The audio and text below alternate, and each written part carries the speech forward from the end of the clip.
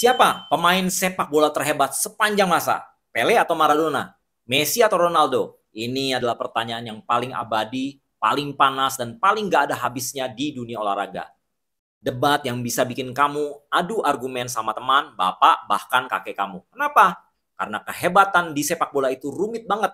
Bukan cuma soal berapa banyak gol atau trofi yang kamu punya, tapi ini soal statistik, gelar juara, inovasi taktik, dampak budaya, dan momen-momen sihir di lapangan yang nggak bisa diukur pakai angka. Hari ini kita akan coba membedah DNA para dewa sepak bola ini.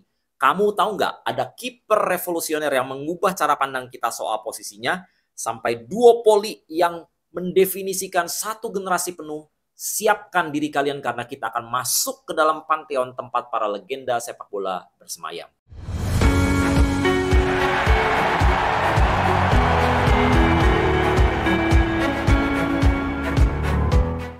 Sebelum kita lanjut, tolong dukung channel ini dengan subscribe, like, dan komentarnya ya. Dan kalau bermanfaat, bantu share ke teman-teman dan nyalakan loncengnya supaya bisa update terus dengan channel ini. Yuk kita lanjut, tonton sampai habis ya.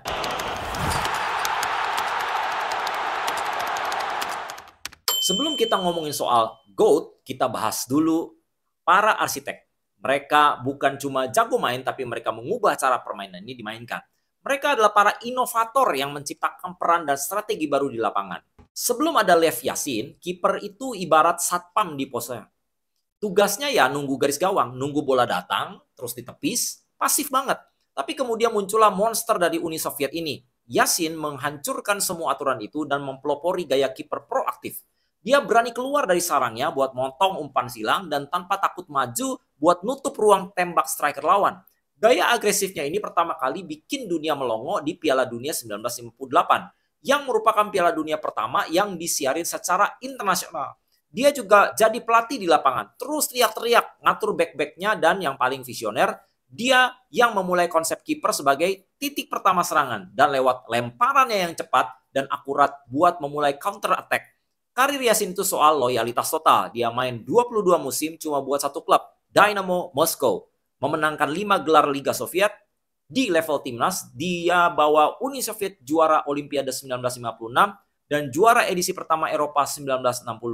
Tapi pencapaian paling gilanya, sampai detik ini Lev Yashin adalah satu-satunya kiper dalam sejarah yang pernah memenangkan Ballon d'Or, yaitu pada tahun 1963.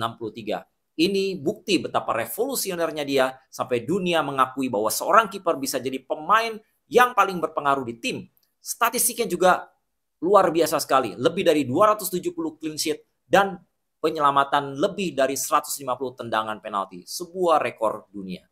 Kalau ada posisi yang identik sama satu orang, itu adalah posisi libero dan Franz Beckenbauer sebelum Der Kaiser atau Sang Kaisar ini muncul. Back tengah itu tugasnya cuma satu, jadi tukang jagal. Marking striker lawan, duel fisik, buang bola jauh-jauh. Tapi Beckenbauer datang dan menciptakan posisi baru, yaitu sweeper penyerang atau libero yang artinya orang bebas. Dia bebas bergerak di belakang garis pertahanan, membaca permainan, memotong umpan, dan yang paling revolusioner, dia memulai serangan dari pertahanan. Dia bakal maju dengan elegan, bawa bola, mengelewatin lawan, dan ngatur tempo permainan dari belakang. Dia main pakai otak, saking elegannya sampai dibilang bajunya jarang kotor. Koleksi trofinya bakal bikin merinding. Dia salah satu kapten dalam sejarah yang pernah ngangkat trofi Piala Dunia, Piala Eropa, dan European Cup, sekarang Liga Champions. Bersama Bayern Munich, dia memenangkan 3 European Cup berturut-turut dari tahun 1974 sampai 76. Dia juga bawa Jerman Barat juara Piala Dunia 1974, ngalahin Johan Cruyff di final. Dan gak berhenti di situ, dia jadi salah satu dari 3 orang yang pernah juara dunia sebagai pemain, sebagai pelatih, dan gak heran dia menang Ballon d'Or 2 kali. Pencapaian luar biasa buat seorang back.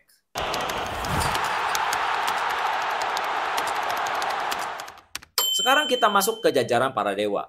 Pemain yang namanya udah jadi sinonim dari kehebatan itu sendiri. Mereka punya statistik gila, lemari trofi yang meluap, dan dampak budaya yang masif.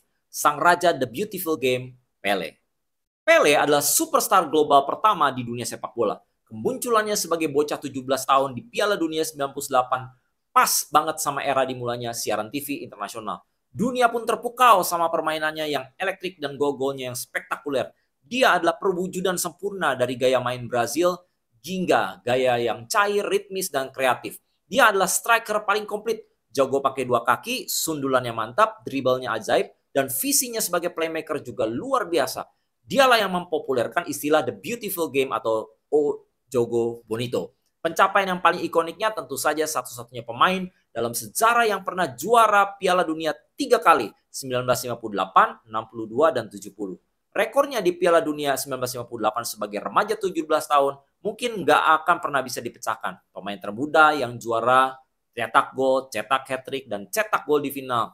Soal jumlah golnya ini menjadi perdebatan seru. Guinness World Record mencatat 1.279 gol termasuk laga persahabatan. Sementara statistik resmi lainnya mencatat 778 gol di laga kompetitif. Tapi yang pasti dia adalah top scorer sepanjang masa. Santos dengan 643 gol dan selama puluhan tahun jadi top scorer Brazil dengan 77 gol dari 92 laga. Ada pemain yang dikenang karena trofinya, ada juga yang dikenang karena filosofinya. Johan Cruyff termasuk kategori yang kedua. Dia adalah konduktor di lapangan dari sistem revolusioner Total Football. Total Football adalah sistem di mana semua pemain bisa bertukar posisi, butuh skill, kecerdasan, dan fisik tingkat dewa dari semua pemain. Cruyff yang posisinya striker adalah otak dari sistem ini. Dia bebas bergerak kemana aja, mencari ruang, dan mendikte permainan. Dengan Ajax, dia meraih dominasi total, termasuk 3 gelar European Cup berturut-turut. Dia juga bawa timnas Belanda ke final Piala Dunia 1974 dengan permainan yang memukau dunia, meskipun akhirnya kalah. Kehebatannya diakui dengan 3 gelar Ballon d'Or, tapi warisan terbesarnya adalah filosofinya sebagai manajer. Dia yang menanamkan DNA penguasaan bola di Barcelona, yang kemudian disempurnakan oleh muridnya Pep Guardiola dan melahirkan era dominasi Barca dan timnas Spanyol di abad ke-21.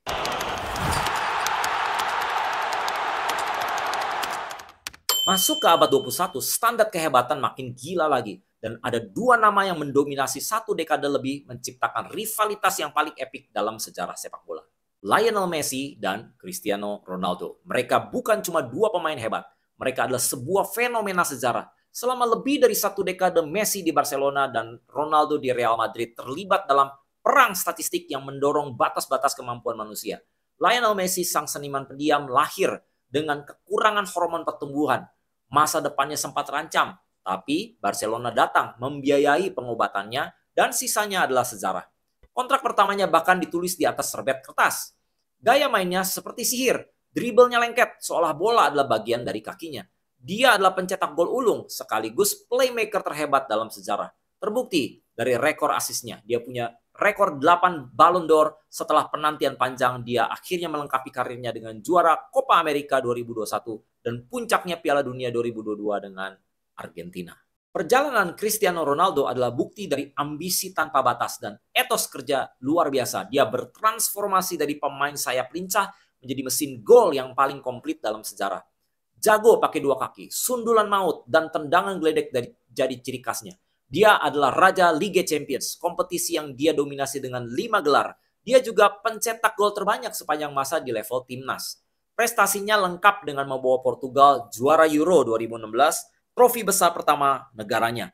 Kalau dibandingkan Messi, unggul dalam assist dan penghargaan individu seperti Ballon d'Or, menunjukkan perannya sebagai kreator. Sementara Ronaldo dengan dominasinya di Liga Champions dan rekor golnya adalah finisher terbaik. Rivalitas mereka saling mendorong satu sama lain ke level yang tidak manusiawi.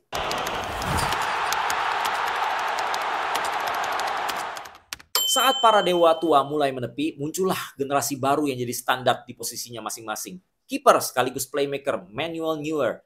Kalau Yassin adalah penemu konsep kiper proaktif, maka Manuel Neuer adalah yang menyempurnakan untuk abad ke-21. Dia adalah sweeper kiper modern sejati yang berfungsi sebagai pemain ke-11 di lapangan.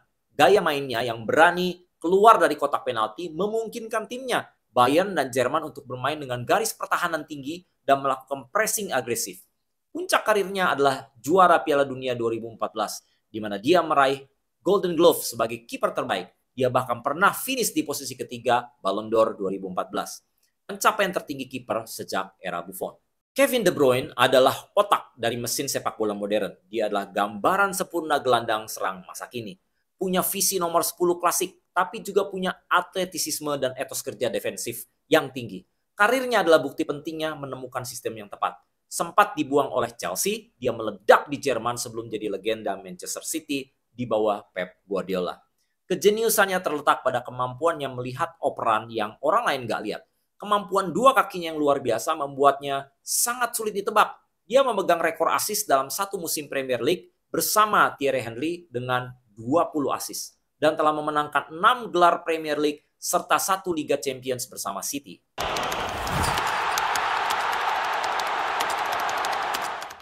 Berikut adalah beberapa fakta menarik dari para pemain sepak bola. Sebelum jadi legenda bola, Yassin adalah kiper hoki es yang jago banget. Dia bahkan pernah juara Piala Hoki Es Uni Soviet tahun 1953. Julukannya The Black Spider atau laba-laba hitam. Datang karena seragamnya yang serba hitam dan penyelamatan yang akrobatik, seolah punya banyak tangan. Pengaruh Pele saking besarnya sampai pernah menghentikan perang. Tahun 1969 waktu Santos tur ke Nigeria, terjadi gencatan senjata selama 48 jam dalam perang sipil Nigeria. Cuma biar semua orang termasuk para tentara bisa nonton dia main. Dunia sepak bola selamanya berutang pada satu gerakan simple tapi jenius. Cruyff Turn. Pertama kali ditunjukin di Piala Dunia 1974, gerakan tipuan memutar badan ini langsung menjadi legendaris dan ditiru pemain di seluruh dunia sampai sekarang. Kontrak pertama Messi dengan Barca ditulis di atas serbet kertas yang pada tahun 2024 laku dilelang hampir 1 juta dolar. Sementara Cristiano Ronaldo dinamai dari mantan Presiden AS Ronald Reagan yang merupakan idola bapaknya. Ibu Kevin De Bruyne lahir di Burundi, yang berarti dia sebenarnya bisa membela negara Afrika sebelum memilih Belgia.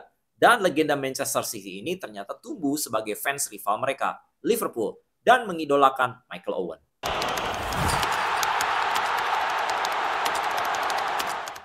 Jadi setelah kita bedah semuanya, apa itu kehebatan? Ternyata ini adalah konsep yang terus berevolusi. Dari inovasi taktis seorang Yassin dan Beckenbauer, dampak global seorang Pele, warisan filosofi seorang Cruyff, loyalitas abadi seorang Maldini, mentalitas juara seorang Zidane, hingga duopoli statistik gila dari Messi dan Ronaldo. Setiap dari mereka punya bakat alami yang luar biasa, tapi juga didukung oleh dedikasi, kecerdasan sepak bola, dan mental yang kuat untuk tampil di bawah tekanan besar. Ya, pada akhirnya perdebatan soal siapa GOAT yang sebenarnya mungkin tidak akan pernah dan tidak seharusnya selesai. Justru perdebatan inilah yang menjadi jantung dari kultur sepak bola di seluruh dunia. Sekarang giliran kalian. Siapa GOAT versi kamu? Siapa pemain yang paling menginspirasi kamu? Dan siapa pemain dari generasi sekarang yang menurut kamu bakal masuk dalam pantheon di suatu saat nanti? Tulis semua pendapat kalian di kolom komentar di bawah. Saya bakal baca satu persatu. Jangan lupa ya untuk like, subscribe, dan share video ini ke semua teman-teman bola kalian. Terima kasih ya udah setia mendengarkan episode ini. Jadi tambah tahu dong. Sampai jumpa di episode selanjutnya.